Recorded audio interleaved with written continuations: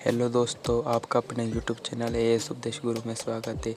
आज हम भारत भौतिक पर्यावरण बुक नंबर 2 चैप्टर नंबर 4 जलवायु का पाठ नंबर 4 करेंगे। आज का अपना पहला टॉपिक है वर्षा का वितरण।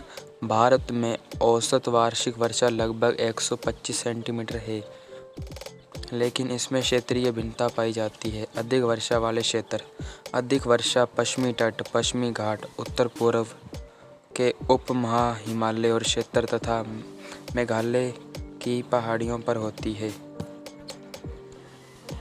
यहाँ वर्षा 200 सेंटीमीटर से अधिक होती है। खासी और जयंती पहाड़ियों के कुछ भागों पर वर्षा 100 सेंटीमीटर से भी अधिक होती है। ब्रह्मपुत्र घाटी तथा निकटवर्ती पहाड़ियों पर वर्षा 200 सेंटीमीटर से कम होती है। दूसरा, मध्य वर्षा के क्षेत्र। गुजरात के दक्षिण भाग से पूर्व तमिलनाडु, ओडिशा सहित उत्तर पूर्वी प्रायद्वीप, झारखंड, बिहार, पूर्वी मध्य प्रदेश, उप हिमालय के साथ संलग्न गंगा का उत्तरी मैदान, कछार घाटी और मणिपुर में वर्षा 100 से 200 सेंटीमीटर के बीच होती है।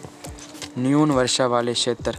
पश्चिमी उत्तर प्रदेश, दिल्ली, हरियाणा, पंजाब, जम्मू व कश्मीर, पूर्वी राजस्थान, गुजरात, दक्कन के पठार पर वर्षा 50 से 100 सेंटीमीटर के बीच होती है। अपर्याप्त वर्षा वाले क्षेत्र, मतलब जहाँ पर बिल्कुल नामात्र की वर्षा होती है। प्रायद्वीप के कुछ भागों में, विशेष रूप से आंध्र प्रदेश, कर्नाटक, महाराष्ट्र में, लद्दाख और पश्चिमी राजस्थान के अधिकतर भागों में 50 सेंटीमीटर से भी कम वर्षा होती है। अब है वर्षा के परिवर्तिता में अंतर वाले स्थान। भारत में वर्षा की परिवर्तिता में अंतर वाले क्षेत्रों को निम्नलिखित वर्गों के अंतर्गत विभाजित किया गया है। पहला, 25% से कम परिवर्तिता वाले स्थान। भारत में 25% से कम परिवर्तिता वाले पश्चिमी तट, पश्चिमी घाट, उत्तर पूर्वी प्रायद्वीप, गंगा के पूर्वी मैदान, उत्तर पूर्वी भारत, उत्तराखंड, हिमाचल प्रदेश तथा जम्मू कश्मीर हैं। जम्मू कश्मीर के दक्षिण पश्चिमी भाग में पाई जाती है। इस क्षेत्रों में वार्षिक वर्षा 100 सेंटीमीटर से भी अधिक होती है। दूसरा है 50% से अधिक परिवर्तिता वाले स्थान। भारत में 50% से अधिक परिवर्तिता वाले राजस्थान के पश्चिमी भाग, जम्मू कश्मीर के उत्तरी भाग तथा दक्कन पठार के आंतरिक भागों में पाई जाती है।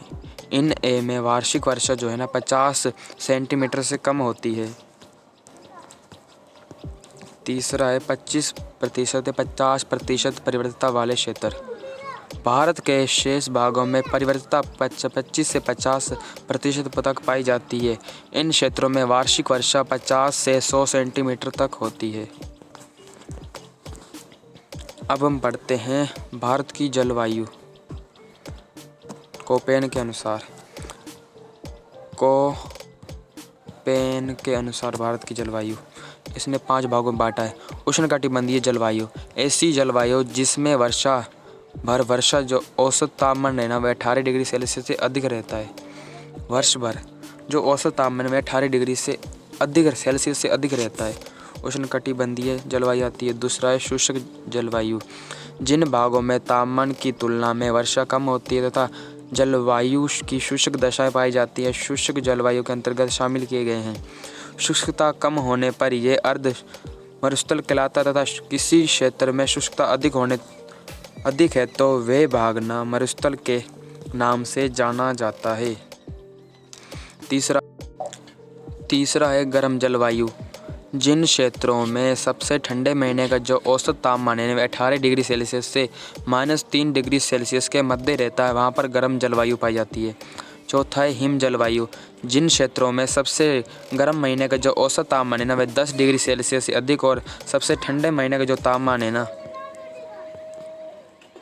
3 का औसत तापमान -3 डिग्री सेल्सियस से कम रहता है, हिम जलवायु के अंतर्गत वे शामिल किए जाते हैं। 5वां है बर्फीली जलवायु। जिन क्षेत्रों में सबसे गर्म महीने का जो तापमान है वह 10 डिग्री सेल्सियस से कम वहाँ पर बर्फीली जलवायु के अंतर्गत शामिल किए जाते हैं।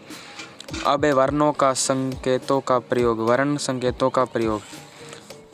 कोपेन ने जलवायु के प्रकारों को व्यक्त करने के लिए वर्ण संकेतों का प्रयोग किया है। पहला है, कोपेन ने अंग्रेजी के बड़े वर्ण एस को अर्ध मरुस्थल के लिए तथा बड़े डब्लू को ना मरुस्थल के लिए, इसी प्रकार उपभागों को व्यक्त करने के लिए अंग्रेजी के छोटे वर्णों का प्रयोग किया है, यथा एफ मतलब पर्याप्त वर्षा। चौथा है एम, शुष्क मानसूनी जलवायु होते हुए भी वर्षावन। डब्लू छोटा डब्लू, शुष्क शीत ऋतु। एच, शुष्क और गर्म जलवायु। सी, 4 महीने से कम अवधि में औसत तापमान 10 डिग्री सेल्सियस से अधिक रहना। जी 8वां, जी, गंगा का मैदान। इस प्रकार भारत को 8 जलवायु प्रदेशों के अंतर्गत विभाजित किया जा सकता है। अब हम पढ़ते हैं कि मानसून का भारत में क्या आर्थिक प्रभाव पड़ता है। भारत में मानसून का आर्थिक प्रभाव। नंबर 1, मानसून वह धुरी है जिस पर समस्त भारत का जीवन चक्र घूमता है, क्योंकि भारत के 64% जनता भरण पोषण के लिए खेती पर निर्भर करती है, जो कि मुख्यतः दक्षिण पश्चिमी मानसून पर आधारित है। दूसरा, हिमालयी प्रदेशों के अतिरिक्त शेष भारत में वर्ष भर जो गर्मी रहती है जिससे सारा साल खेती की जा सकती है। ये मानसून के आर्थिक प्रभाव है। तीसरा, मानसून जलवायु की क्षेत्रीय भिन्नता नाना प्रकार की फसलों को उगाने में सहायता करती है। चौथा, वर्षा की परिवर्तनीयता देश के कुछ भागों में सूखा अथवा बाढ़ का कारण बनती है। 5वां, भारत में कृषि की समृद्धि वर्षा के सही समय पर आने तथा उसके पर्याप्त वितरित होने पर निर्भर करती है। यदि वर्षा नहीं होती तो कृषि पर इसका बुरा प्रभाव पड़ता, विशेष रूप से उन क्षेत्रों में जहां सिंचाई के साधन विकसित नहीं हैं। लास्ट है, मानसून का अचानक प्रस्फोट देश के व्यापक क्षेत्रों में मृदा अपरदन की समस्या उत्पन्न कर देता है। अब हम पढ़ते हैं कि भूमंडलीय ऊष्मन को समझाइए। मतलब विश्व में या भारत में जो तापमान बढ़ रहा है उसका क्या कारण है। विभिन्न कारकों के प्रभाव स्वरूप पृथ्वी के औसत तापमान में वृद्धि हो रही है। भूमंडलीय ऊष्मन कहते हैं। मतलब विभिन्न कारणों से जो पृथ्वी में तापमान की वृद्धि हो रही है उसे भूमंडलीय ऊष्मन कहते हैं। इसके लिए उत्तरदायी मुख्य कारक बढ़ते औद्योगिकरण तथा वायुमंडल में प्रदूषणकारी गैसें, वृद्धि एवं मानवीय क्रियाओं के द्वारा उत्पन्न कार्बन डाइऑक्साइड गैस की वृद्धि की चिंता का मुख्य कारण है। जीवाश्म ईंधनों के जलने से वायुमंडल में इस गैस की मात्रा लगातार बढ़ रही है। कुछ अन्य गैसें यथा मीथेन, क्लोरोफ्लोरम कार्बन, ओजोन और नाइट्रेट ऑक्सीजन वायुमंडल में अल्प मात्रा में विद्यमान है। इन सभी गैसों को हरित गैसों के नाम से जाना जाता है। भूमंडलीय तापन विभिन्न कारकों के प्रभाव स्वरूप पृथ्वी के औसत तापमान में वृद्धि हो रही है। भूमंडलीय तापन उसे कहते हैं। भूमंडलीय तापन के प्रभाव। पहला, एक अनुमान के अनुसार सन 2100 में भूमंडलीय तापमान में लगभग 2 सेल्सियस वृद्धि हो जाएगी। तापमान की इस वृद्धि के फलस्वरूप हिमालयों और समुद्री बर्फ पिघलने से समुद्र तलना 48 सेंटीमीटर ऊंचा हो जाएगा। इस कारण प्राकृतिक बाढ़ों की संख्या बढ़ जाएगी। जलवायु परिवर्तन से मलेरिया जैसी अन्य अनेक कीटजनक बीमारियों में वृद्धि हो जाएगी। मलेरिया जैसी वर्तमान में जलवायु की सीमा भी परिवर्तित हो जाएगी, जिसके कारण कुछ भागों में अधिक जल शीत और कुछ भागों में शुष्क हो जाएंगे। चौथा, कृषि के प्रारूप में परिवर्तन हो जाएगा। 5वां, इसके साथ ही जनसंख्या और पारिस्थितिक तंत्र में भी व्यापक परिवर्तन हो। अब जो कोपेन ने नियम दिए थे उनके क्षेत्र। जलवायु के प्रकार।